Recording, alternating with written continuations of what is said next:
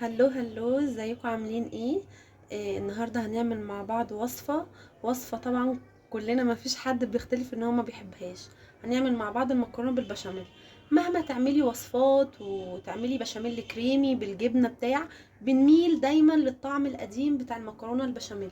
النهارده انا هعمل معاكم وصفه المكرونه البشاميل التقليديه بتاعت مامتي ومامتك، الطعم بتاع زمان دوت اللي كلنا بنحبه. يلا نبتدي مع بعض. انا سلقه نص كيلو مكرونه، سلقه نص سوا عشان لما يدخل الفرن لسه هيكمل سواه. ومعصجه نص كيلو لحمه مفرومه، وعندي نص لتر لبن ونص لتر زي شوربه، وعندي بيضه، وعندي معلقتين كبار قشطه، وعندي بقى ملح وفلفل بهار قلبين ماجي، وطبعا الدقيق. يلا نبتدي بقى مع بعض. هنحط حله على النار. حطينا الحله على النار، حاطه فيها بقى معلقتين كبار من الزبده كده، معلقتين 3. ابتدي ان انا اعمل معاكم البشاميل. وهنزل بقى عليها بشويه الدقيق، شويه دقيق كده 3 4 معالق. وهبتدي ان انا اعمله كده في البشاميل بتاعي. يعني نبتدي نقلبه كويس في الزبده لحد ما يبتدي ان هو ياخد لون معايا. اهو الدقيق ابتدى ان هو سخن معايا اهو، واندمج مع الزبده. بقلبه اهو لحد ما يبتدي ان هو ياخد اللون الذهبي الخفيف ده. ابتدي اقلبه اهو معاكم.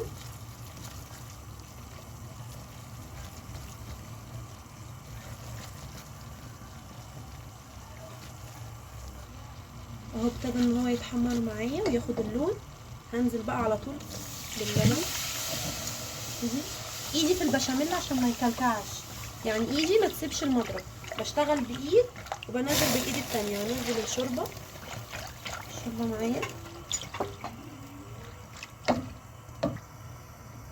هنبتدي بقى ان احنا نقلب كده، وهننزل بقى بالتوابل والملح والمرقه الدجاج.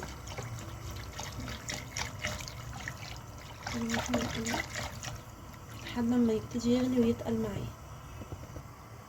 اهو معايا البشاميل اهو ابتدى يغلي من الجناب، وشايفين مفيش فيه اي تكتلات ولا حاجه. اول ما يبتدي يغلي معايا هنزل بمعلقتين القشطه الكبار.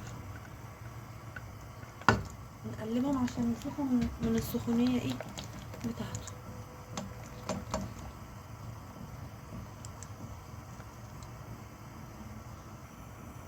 اهو خلاص عندي معلقتين القشطه اللي انا حطيتهم ساحوا، وعندي خلاص البشاميل ابتدى ان هو يغلي. خلاص هو كده الدقيق استوى وخد القوام اللي انا عايزاه. هقفل بقى عليه. اهو البشاميل اللي معايا بعد ما رفعته من على النار وانا بقلب فيه كده، شايفين يا جماعه خد القوام وكريمي وناعم جدا وجميل. انا قلتلك تتنك تضربي فيه في المضرب وايدك ما تسيبوش عشان ما يعملش اي تكتلات. شايفينه طالع معايا كريمي وناعم ازاي. سايباه بقى ان هو يهدى شويه، وعشان ابتدي ان انا اعمل بيه. انا كده خلاص بردته يعني شويه. انا كسرت البيضه وضربتها بشويه ملح وفلفل. زي ما قلت لكم انا عاملاه الطعم بتاع زمان، كانوا بيحطوا فيه بيض. عاملاه نفس الطريقه بالظبط بتاعت مامتي ومامتك. احط بقى شويه بشاميل عليها واقلبها ليه كده عشان السخونيه والصهد بتاع البشاميل ما يسويش البيضه معايا. وهنزل بقى كده تدريجي واقلبها. عايزه اقولك برضو كل حاجه ليها طعم.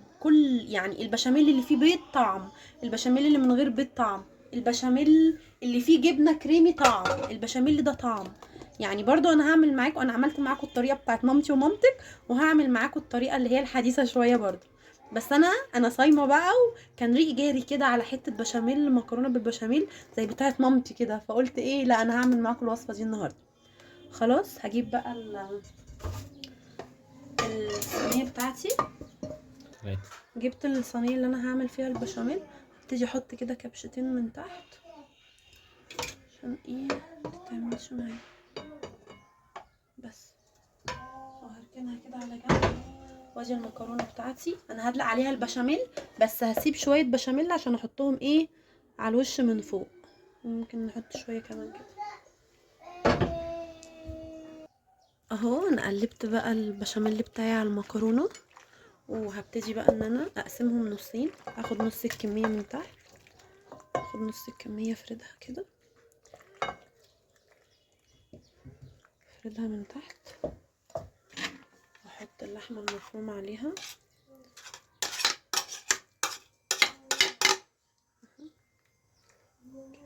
اوزعها كويس كده،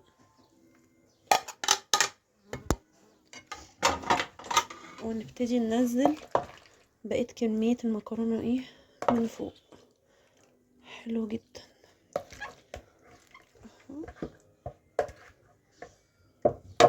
تمام اوي. هفردها كويس معاكم اهو. انا فردتها معاكم اهو بقى كده كويس. وانا بقى قلت لكم ان انا شايله شويه بشاميل لايه للوش، كده ان انا احطه كده. اوزع كده على الايه، على الصينيه بتاعت المكرونه كلها مع بعض.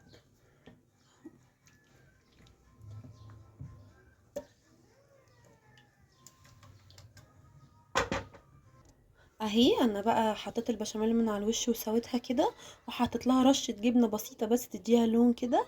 وهدخلها بقى الفرن، مع الفرن على الرف الوسطاني على نار متوسطه.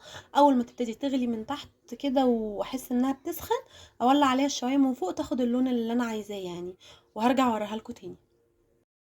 شايفين يا جماعه اهي المكرونه بعد ما طلعت من الفرن رهيبه بجد، خدت اللون، اللون طالعه تحفه.